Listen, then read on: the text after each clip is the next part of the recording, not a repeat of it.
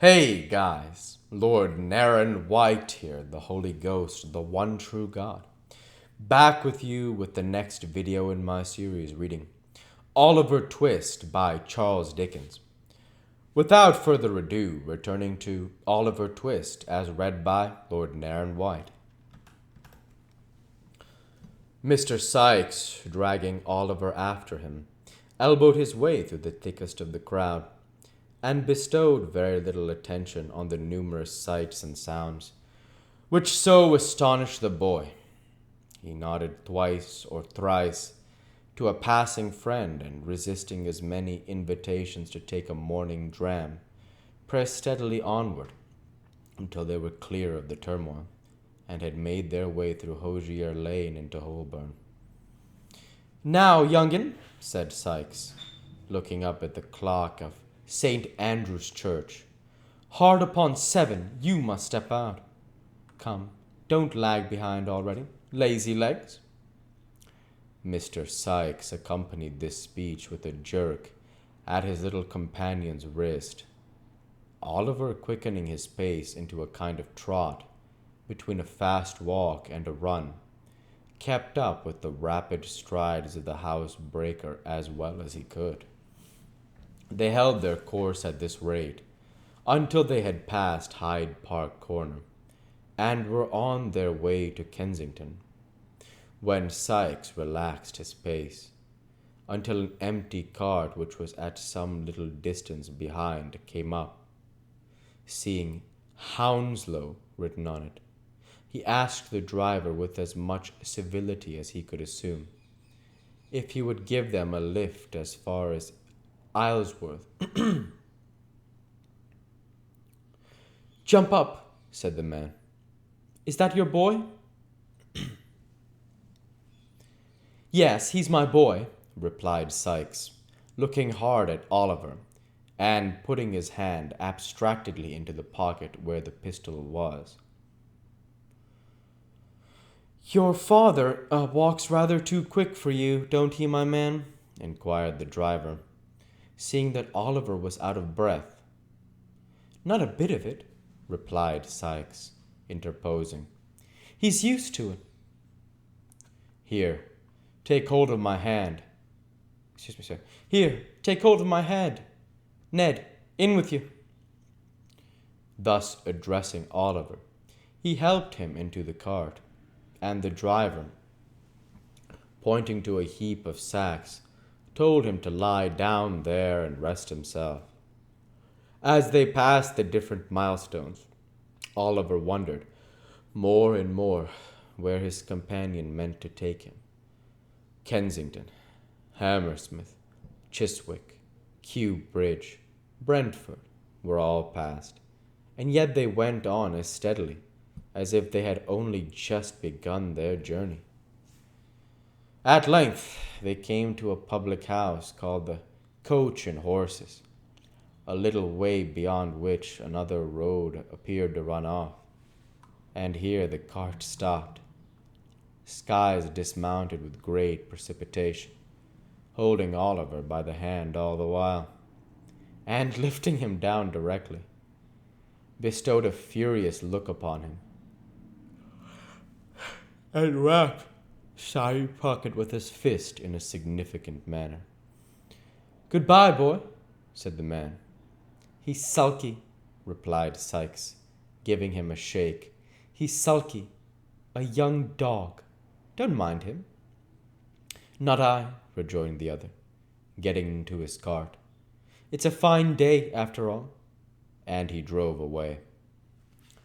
Sikes waited until he had fairly gone, and then, telling Oliver he might look about him if he wanted, once again led him onward on his journey.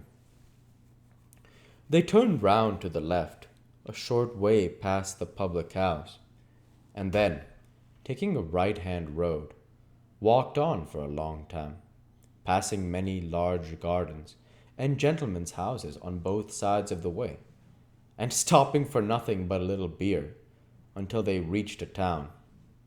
Here against the wall of a house, Oliver saw written up in pretty large letters, "Hampton." They lingered about, in the fields for some hours. At length they came back into the town, and, turning into an old public house with a defaced signboard, ordered some dinner by the kitchen fire. The kitchen was an old, low-roofed room, with a great beam across the middle of the ceiling, and benches, with high backs to them, by the fire, on which were seated several rough men in smock frocks, drinking and smoking. They took no notice of Oliver, and very little of Sikes, and, as Sikes took very little notice of he and his young comrade sat in a corner by themselves, without being much troubled by their company. They had some cold meat for dinner, and sat so long after it, while Mr. Sikes indulged himself with 3 or 4 pipes, that Oliver began to feel quite certain they were not going any further. Being much tired with the walk, and getting up so early, he dozed a little at first, then, quite overpowered by fatigue and the fumes of the tobacco, fell asleep. It was quite dark when he was awakened by a push from Sikes. Rousing himself sufficiently to sit up and look about him, he found that worthy in close fellowship and communication with the laboring man over a pint of ale. "So, you're going on to Lower Halliford, are you?" inquired Sikes. "Yes, I am," replied the man, who seemed a little the worse or better, as the case might be for drinking, "and not slow about it, neither. My horse hasn't got a load behind him going back, as he had coming up in the morning, and he won't be long a doing of it. Here's luck to him, ecod, he's a good un." "Could you give my boy and me a lift as far as there?" demanded Sikes, pushing the ale towards his new friend. "If you're going directly, I can," replied the man, looking out of the pot. "Are you going to Halliford?" "Going to Shepperton," replied Sikes. "I'm your man as far as I go," replied the other. "Is all paid, Becky?" "Yes, the other gentleman's paid," replied the girl. "I say," said the man, with tipsy gravity, "that won't do, you know." "Why not?" rejoined Sikes. "You're going to accommodate us, and what's to prevent my standing treat for a pint or so in return?" The stranger reflected upon this argument with a profound face. Having done so, he seized Sikes by the hand, and declared he was a real good fellow, to which Mr. Sikes replied he was joking, as if he had been sober. There would have been strong reason to suppose he was. After the exchange of a few more compliments, they bade the company good night and went out, the girl gathering up to the pots and glasses as they did so, and lounging out the door with her hands full to see the party start. The horse, whose health had been drunk in his absence, was standing outside, ready harnessed to the cart. Oliver and Sikes got in without any further ceremony, and the man to whom he belonged having lingered for a minute or two, to bear him up, and to defy the hostler and the world to produce his equal, mounted also.